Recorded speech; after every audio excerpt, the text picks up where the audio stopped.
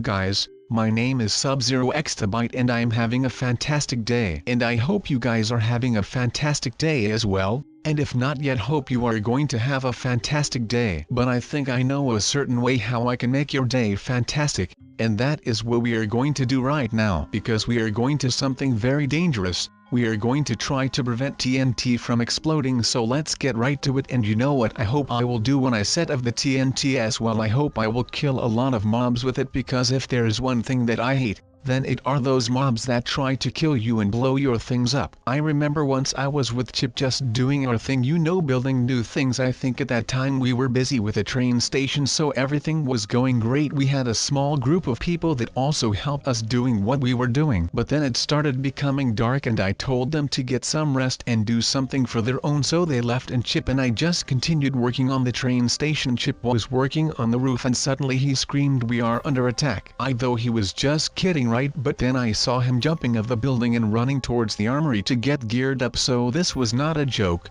We really were under attack, so I did the same. I took my sword and went after Chip. It was a big fight but we won. So after the fight we took some rest for the next day. In morning when the sun came up, we first talked to the group and told them that last night there was a big fight, so we could not send anyone away anymore because there would be a second attack. We were sure of that. But the construction of the train station would not stop. We already lost a lot of time, so everything just went as planned. 2 days passed and no mob was seen. We were think that maybe that was the only fight that already happened. But no guys, that night it happened. We came under attack, and just a small attack. This was an all-out coordinated attack by the mobs. I never saw something like this. First row creepers, second there were the zombies, and last row the skeletons. Yes, it was hard to believe, but we had a small surprise for them. We didn't just wait for them to come to use, we prepared ourselves. Yes, we placed mines everywhere around the train station, and that was something they didn't expect, so we waited till every mine was set off. After that we went in the attack, and we won, of course. So that was a nice long story that happened to Chip and I. That one of the 100 reasons why I hate those mobs. They always keep attacking me with whatever I am doing.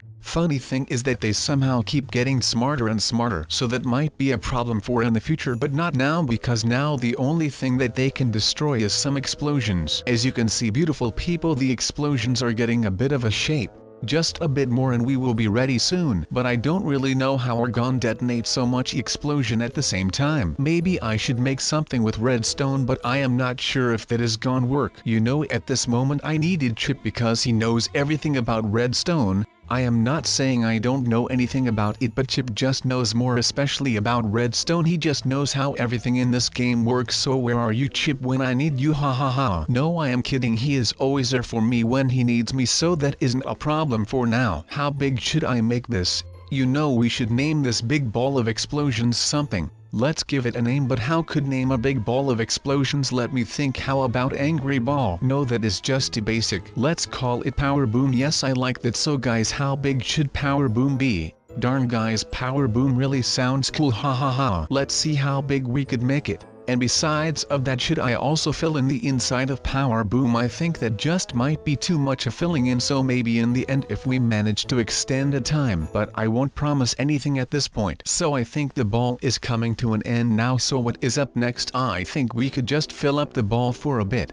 So there will be more explosion, but I don't know if we will be able to see those explosion because there are inside, and if the server crashes, well then we just did it for nothing. But we will just hope that Power Boom will just keep everything under control and won't let the server crash. That is what I am hoping for. Guys, I don't know, but I just like to share my stories with you like I did with the train station. It gives me a good feeling when I just tell you beautiful people something about my past, and especially with Chip. Like as you can see in some previous videos, I like to do things with Chip, and I will keep doing things with Chip because he is my best friend and he will always be my best friend. So that let me tell you how Chip and I really good close friends. I think I already told you how I met Chip on the beach, but that story is already told, so now I will tell you where we just became really close friends. Normally it would just go like we would hang around a lot and then keep hanging out because we like it, but not with Chip and me. It happened like in action. Everything went so fast and we earned each other's trust in like a matter of time. There was this time I only played in a faction server where there was this huge faction with smaller battle groups. We had like 5 battle groups and 1 staff group where the high advanced people were, but I was leading one battle group and Chip was in my battle group, so we did a lot of training together and really started working in on each other, so we knew what we could count on when we were in battle. And one day we got the order from the staff group that our battle group needed to go out for a scouting mission and try to find a big faction where we could go in war with. So after a few days we came back with huge news. There was this big new faction located in a big modern stronghold, but they were well prepared for anything that would hit them. So after a few days of preparation, the high staff gave us the command to attack the stronghold, and we knew it was not gonna be easy. We were gonna lose a lot of strong men. So on the way to the stronghold, Chip and I had a conversation about we were gonna beat this stronghold and how we were gonna return with good news. After a little time we arrived at the stronghold. We starting setting up our TNT cannons. Every battleground had 2 of them, and so our siege started. I think it went okay for 1 hour, but after that everything went bad because something really strange happened what we did not expect. The defenders, the people in the stronghold, went in an attack. They opened their gate and just went in the attack against us. So there was this huge battle where Chip and I were fighting next each other, so we had to cover each other's backs. What went really good because nobody could really throw us. In the battle we lost 2 battle groups, but with the rest we kept the fight going and with success because we entered the fortress and claimed it. After that Chip and I were best friends because we could really trust each other from that point on. And now you guys know how Chip and I became best. We could go boom, and then just like that all of a sudden there is all kinds of TNT. Wow, what happened there? I don't know. You tell me, mate. I didn't even see anything. Like all of a sudden there was just all kinds of TNT flying at my head. It is like 4th of July all over again. Wait, what? No, it was just an expression that like there was a lot of fireworks being used at 4th of July, which is just fantastic. So here we are in the middle of a tsunami. And oh my, does it look bad. I think even my main man Steve over here is pretty shocked of the amount of explosion that people used to hunt down these fish. Oh wait, no, that was us. Well then, I guess that we are shocked about the amount of explosion we used. So we just explore this cave for a little bit since we have opened something with all of these explosions, and now we have spotted a very rare cave which looks really cool, and I'm here with my main man and he seems to enjoy this quite a bit, and we are just enjoying life in this cave since we are not getting exploded by TNT and explosions and all of that. So I guess that life is pretty nice at this moment, which is something which I can really appreciate since that doesn't happen too often. If you roll with this man, which is a professional explosion detonator kind of man, but I guess that this man helps me through a lot, so I really appreciate that as well, since otherwise I couldn't bring all of you this video if my main man didn't participate to be in this video, since if I would detonate all of that TNT at such big amounts, then I don't think there would be a lot left of the world, which wouldn't really be good for like the wildlife and all of that, since they would then have to live on stone. And since I am not a nature expert, but I still got taught stuff at school, I know that nature doesn't work like that, or maybe it doesn't. I just didn't pay enough attention, which was then really stupid of me, since you should always pay a lot of attention in school since that is really important to your education. But I wasn't like that as well, so no worries, you will probably be alright, but still at least try to pay a little attention since that can help you through a lot. But we could just install some kind of elevator in the middle if we want, just like in that other video where we made a pyramid out of TNT. That was really cool. Now we just have this, which is also pretty cool. Oh no, I kind of feel really sad for all of the fish that you can see inside of the ocean where I am kind of building in. If PETA would watch this video as well, then I would once again be in a lot of trouble, and then. But luckily, we have got a lot of help from our good friend Steve, and of course this arrow, that which is really nice since they are just helping us chill without having to build all of this by ourselves. If we didn't have the arrow, then it would be a lot of struggle building all of this, then I would be done in like a lot of time, which would not be great. But now all we have to do is sometimes click the arrow, and the arrow just makes these circle shaped kind of things, which is just really nice. But these explosions are also really nice, and if you look like really quick you can see the TNT going flying in every single direction, and that is like really cool since you can just see them flying everywhere, and that is just amazing, until there is nothing left, and then almost all of the TNT now has exploded in the air instead of exploding on the ground. but I mean we kind of set it up that way so we can't really blame the TNT for that, but now we are out here in this amazing Sahara Desert.